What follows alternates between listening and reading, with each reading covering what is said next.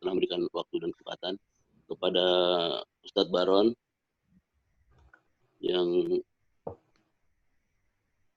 tokoh pemberdaya masyarakat pada lingkungan potensi lokal katanya.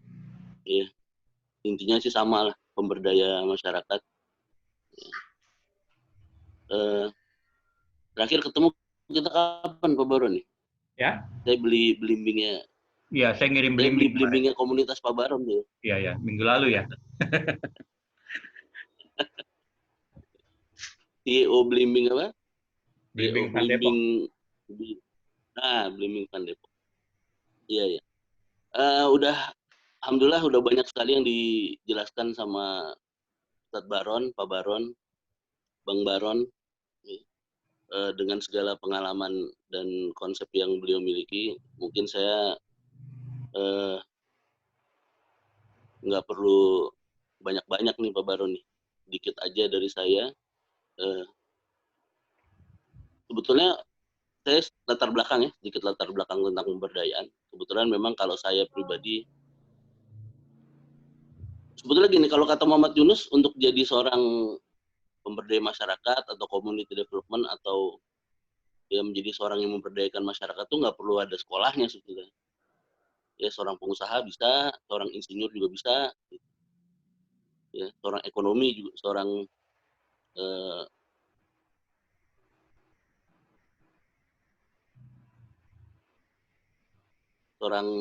ahli ekonomi juga bisa gitu. Ya cuman memang kebetulan kalau saya latar belakangnya dari jurusan sosial. Ya, saya satu alma mater sama istrinya Pak Baron dari FISIP UI. Jadi memang latar belakang saya dari jurusan ilmu kesejahteraan sosial. Bicaranya ya tentang kesejahteraan sosial, tentang pemberdayaan, tentang community development, dan seterusnya. Sehingga akhirnya kalau saya kejebur ke sini juga memang nggak aneh, karena memang latar belakang saya dari situ. Meskipun saya juga bukan hanya di situ.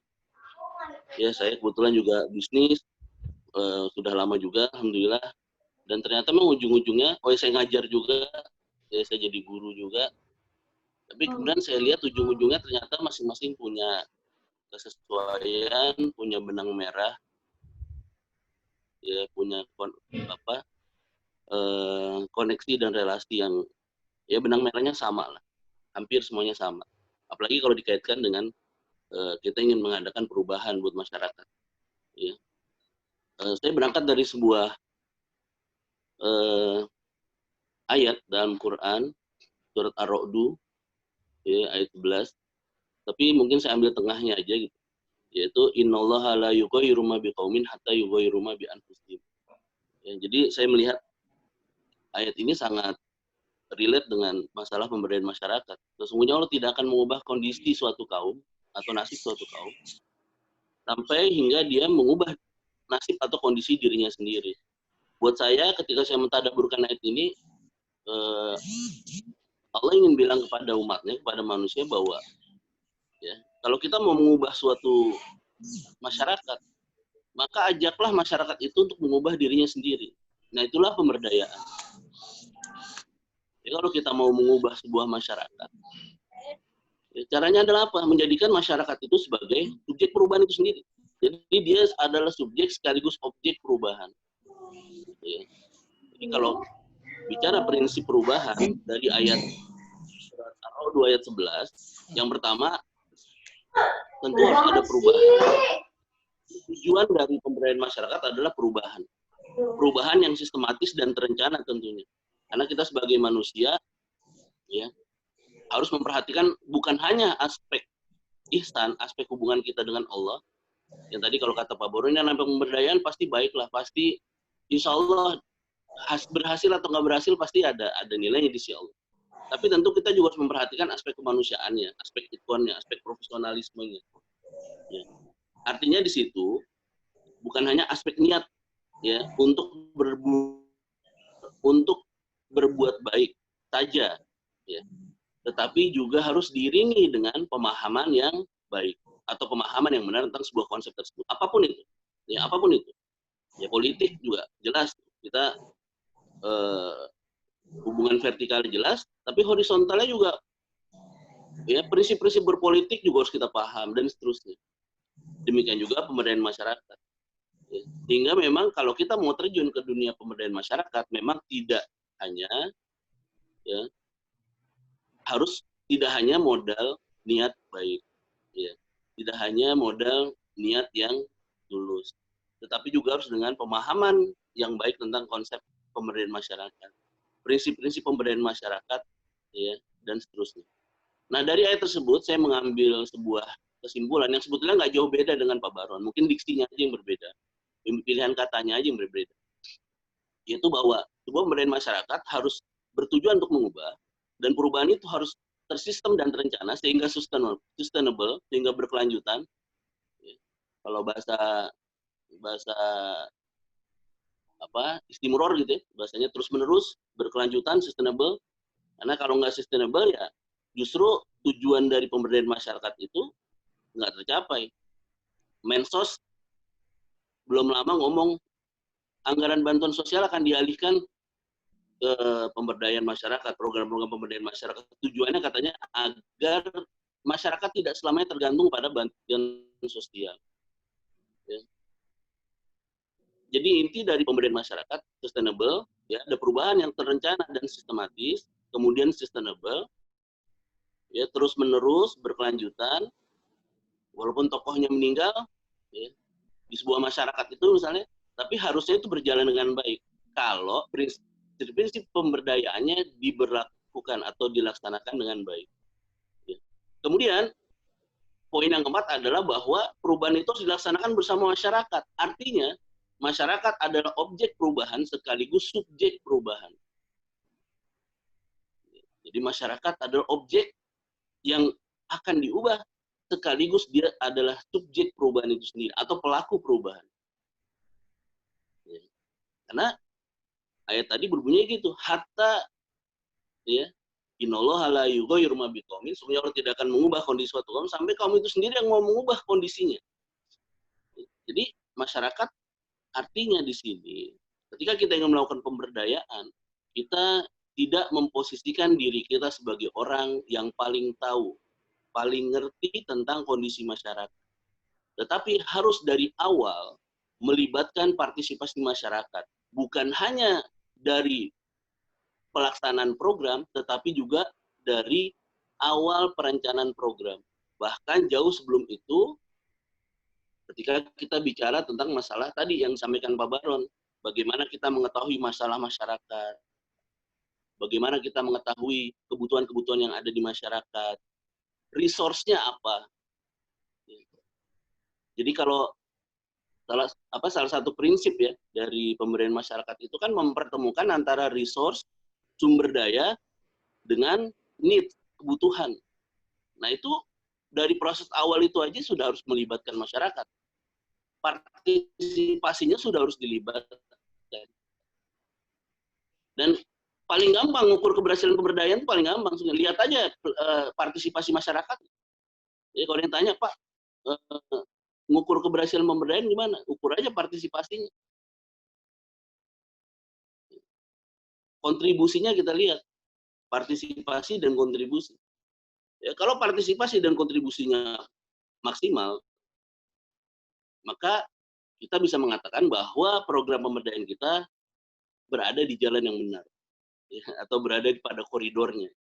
Tetapi kalau kita ngadain program pemberdayaan, ya, cuman kita doang yang aktif, cuman kita doang yang sibuk, ya, orang lain cuman jadi pengikut doang, follower istilahnya kalau sekarang, ya, subscriber, ya, follower, subscriber gitu, ya, cuma nonton doang atau cuma ikut-ikutan doang, maka mungkin ada yang salah dengan program pemberdayaan kita.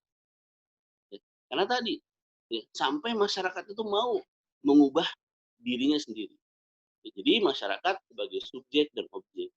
Ya, perubahan sistematis dan terencana, kemudian sustainable, dan masyarakat sebagai subjek sekaligus objek dari perubahan.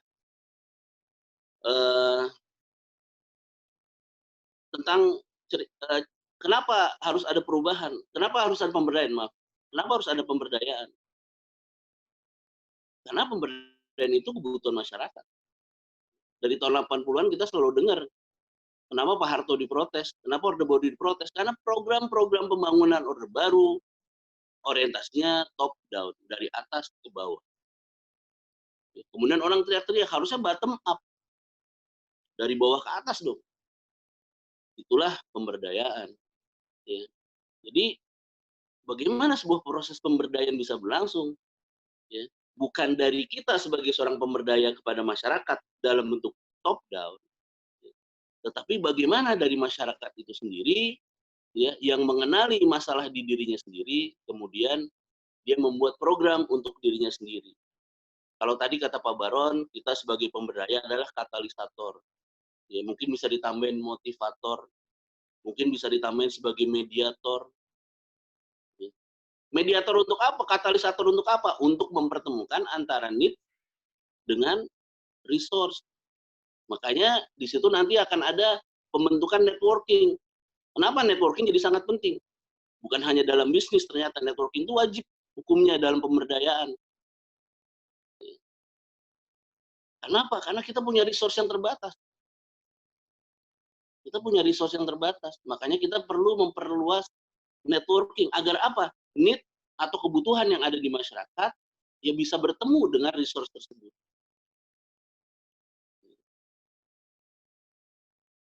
Meskipun sebaik-baiknya resource ya resource yang berada di wilayah tersebut, betul. Tapi memang kadang-kala kita tetap butuh ya networking dari luar untuk membantu proses pemberdayaan itu berjalan dengan baik. Saya kecepatan nggak nih ngomongin? Udah aman. Suara jelas nggak? Udah Jelas. Jelas. jelas ya. Ya. Ya. Takutnya kecepatan soalnya. Ya jadi bicaranya adalah need resource. Kebutuhannya apa sih? Ya, bicara pemberdayaan, bicara kebutuhan masyarakat, masalah di masyarakat. Kebutuhannya apa sih? Makanya pemberdayaan, kunci dari pemberdayaan bukan semata-mata bentuk program. Orang sering salah nih, bapak-bapak, ibu-ibu. Ya, ketika saya ngobrol dengan para pemberdaya, mereka fokusnya selalu pada program. Saya pengen bikin ini dong Pak, saya pengen bikin itu Pak, untuk program pemberdayaan. Menurut saya, bisa-bisa aja. Cuma seperti ada fase yang terlewati, yaitu apa? Fase apa? Fase kita memahami masyarakat, yang tadi Pak Baron sampaikan. Ikro, kalau bahasanya Pak Baron tadi, ikro. Ente udah baca masyarakat belum? Kok tiba-tiba muncul sebuah program?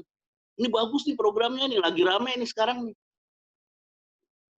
Padahal belum tentu cocok, belum tentu sesuai dengan kebutuhan masyarakat, belum tentu cocok dengan resource yang ada. Dengan lingkungan belum tentu cocok juga. Karena lingkungan itu pengaruhnya besar. Sebagai contoh di Haji Nawi, di rumah saya, ya, program penghijauan misalnya. Karena rumah saya di gang, sempit, gelap, nggak ada matahari. Ya. Kalau bikin penghijauan dengan nanam tanaman-tanaman yang butuh sinar matahari, nggak bisa. Agak sulit gitu misalnya. Ya. Maka harus disesuaikan. Ya.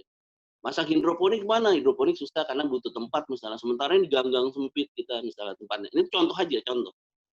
Ya. Meskipun kalau kita mau pikirin cari solusi, bisa juga ntar cari solusi. Tapi artinya memang ketika kita bicara program itu harus berdasarkan kebutuhan. Sehingga apakah selalu program itu harus bersifat ekonomis? Enggak juga. Ya, karena kebutuhan masyarakat belum tentu selalu ekonomi. Kita bicara kebutuhan, bukan bicara keinginan. Beda antara kebutuhan dengan keinginan.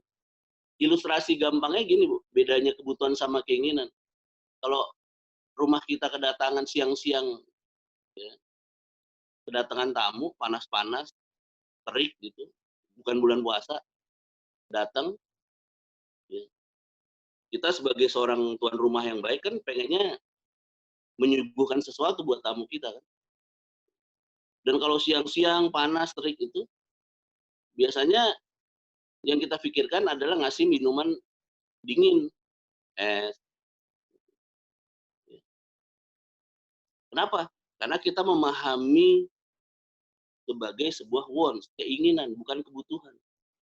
Padahal kita nggak tahu, bisa jadi teman kita itu lagi sakit tenggorokan, misalnya. Ini sebetulnya kebutuhan dia bukan air dingin. Cuma seringkali nih, kita sebagai pemberdaya, godaan pemberdaya adalah sok tahu. Kita seringkali merasa sok tahu terhadap kebutuhan masyarakat.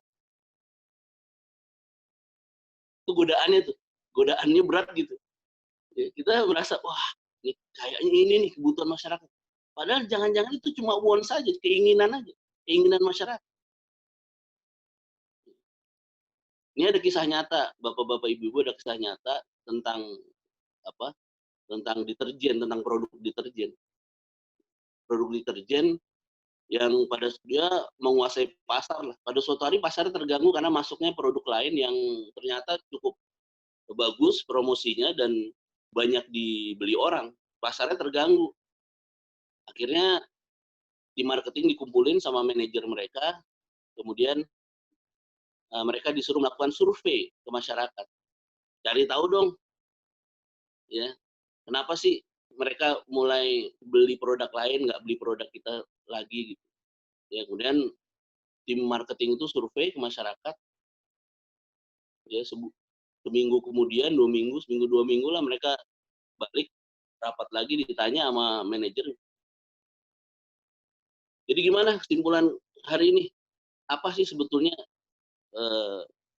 yang jadi kebutuhan masyarakat? 10 orang yang datang, 10 orang yang ditanya jawabannya sama, Bapak Ibu. Mereka pengen harga yang murah. Mereka pengen harga yang murah. Harga kita mahal, Pak. Ya. Harga tetangga sebelah lebih murah. Ya. Bingung manajernya. Nggak mungkin mereka perang harga. Sebagai sebuah pebisnis yang udah mapan, ya, nggak bisa lah. Perang harga itu kalau dari sisi bisnis, Bapak Ibu, ya kebetulan saya juga bisnis, itu adalah strategi yang paling sederhana, ya, strategi purba yang paling bisa digunakan. Tapi sekarang orang udah menghindari strategi perang harga sebetulnya. Ya. Orang udah mulai menghindari itu. Ya. Akhirnya bingung manajernya kan, asa harga sih yang bener? Lu nggak beneran lu nyari tahu lu gitu. Lu nggak beneran nyari tahu. Ya. Kalau bicara harga iyalah, ya, harga murah pasti mau. Tapi apakah di situ masalahnya? Akhirnya buatlah fase kedua, sesi kedua, kirim lagi. Tapi kali ini jangan cuma nanya ya, tapi lu masuk ke kampung-kampung, lu observasi mereka sampai tahu benar-benar tentang masalah mereka. Ikut nyuci barang mereka kalau perlu di ibu-ibu di apa? Di kampung-kampung itu coba ikut nyuci, cari tahu apa sebetulnya. Dan akhirnya mereka melakukan itu dan barulah ketemu jawabannya bahwa sebetulnya ternyata bukan harga. Harga itu masalah keinginan. Pasar pengen pasti harga murah, tapi kebutuhan di di pasar terhadap deterjen itu sebetulnya bukan harga, tapi kebutuhannya ada hal yang lain. Nah, ini sebagai contoh bahwa keinginan dengan needs itu berbeda, Bapak Ibu. Jadi kalau kita bicara pemberdayaan, based on-nya pada need, dan itu harus butuh sebuah metode untuk memahami kebutuhan yang ada di masyarakat. Ya, jangan cuma sekedar berasumsi. Saya selalu bilang, lagi-lagi godaan pemberdaya adalah berasumsi tentang kebutuhan masyarakat. Seolah-olah kita yang paling tahu tentang kebutuhan masyarakat. Ya. Pertanyaannya, kalau kita buat program yang tidak dibutuhkan masyarakat, kira-kira gimana keberlangsungannya? Saya pikir nggak perlu dijawab, tapi udah kebayang juga kan. Ya, bapak-bapak, ibu-ibu mungkin udah kebayang juga. Ya, kalau kita bikin program tidak based on pada need, tidak berdasarkan pada kebutuhan masyarakat, kira-kira keberlangsungannya seperti apa? Sustainable-nya seperti apa? Ya. Walaupun memang tidak ideal. Ya. Pada akhirnya pasti berkembang, karena needs pun berkembang, kebutuhan itu berkembang. Ya. Pada masyarakat kota, masyarakat pedesaan, bahkan pada masyarakat kota pun kebutuhannya juga berubah-ubah.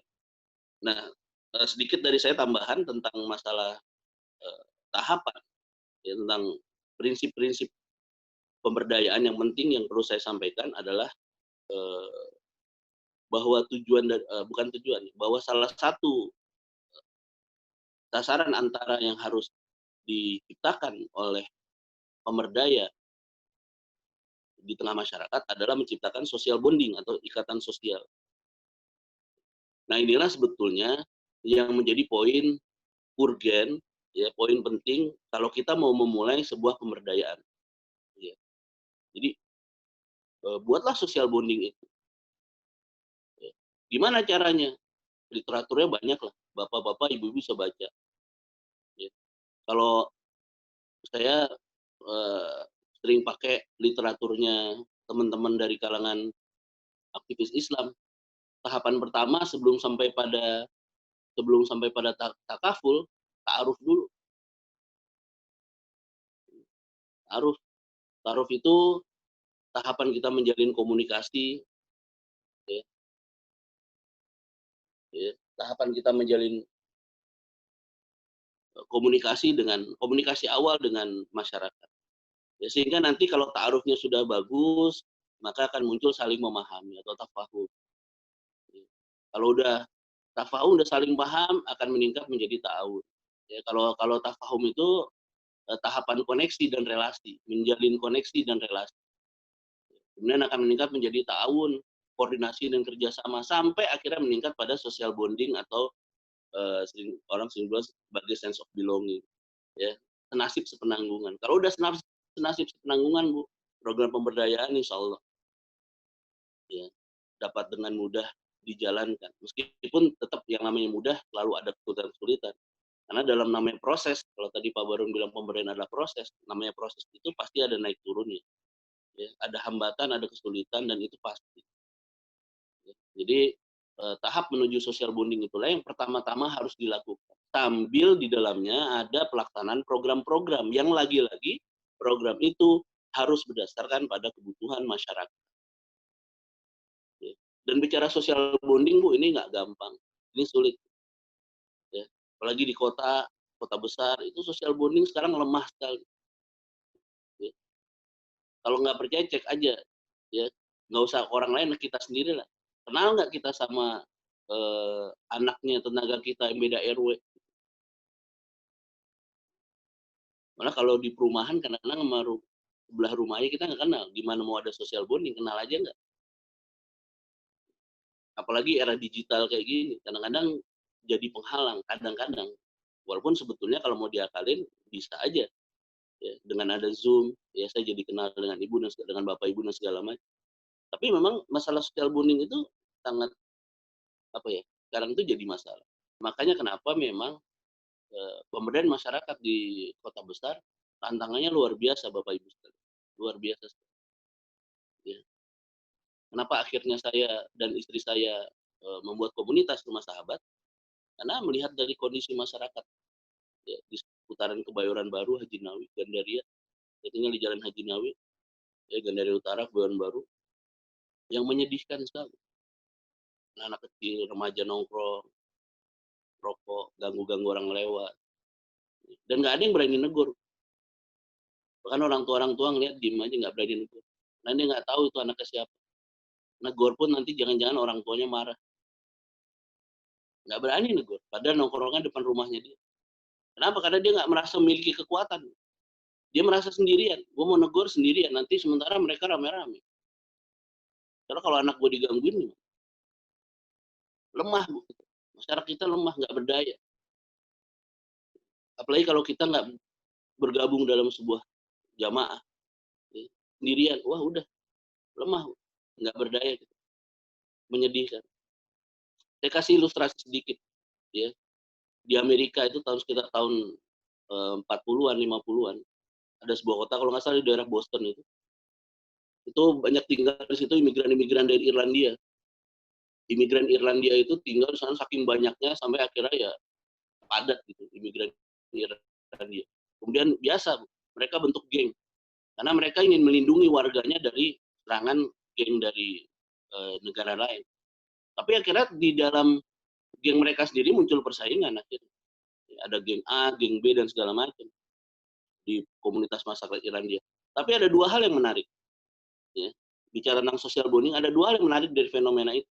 Yang pertama, Bu, fenomena menarik yang pertama adalah ya, orang-orang geng itu, anggota-anggota geng itu nggak berani menyentuh ya anak-anak yang tidak ikut geng. Nggak berani menyentuh dia. Kenapa? Ada kode etik. Kalau lu berani nyentuh orang yang nggak ikutan geng, lu berhadapan dengan semua masyarakat, semua lapisan masyarakat. Jadi public enemy. Itu satu yang menarik. Yang kedua, ya, kalau kita punya anak, remaja atau anak kecil melakukan kejahatan atau kenakalan, juvenile delinquency, ya, jarak sekitar 2-3 blok dari rumah kita, itu kita pasti tahu. Langsung tahu. Kenapa? Karena pasti ada orang yang ngelihat, dan orang itu pasti langsung tahu ini anak siapa dan langsung ngabarin ke kita. Itu social bonding.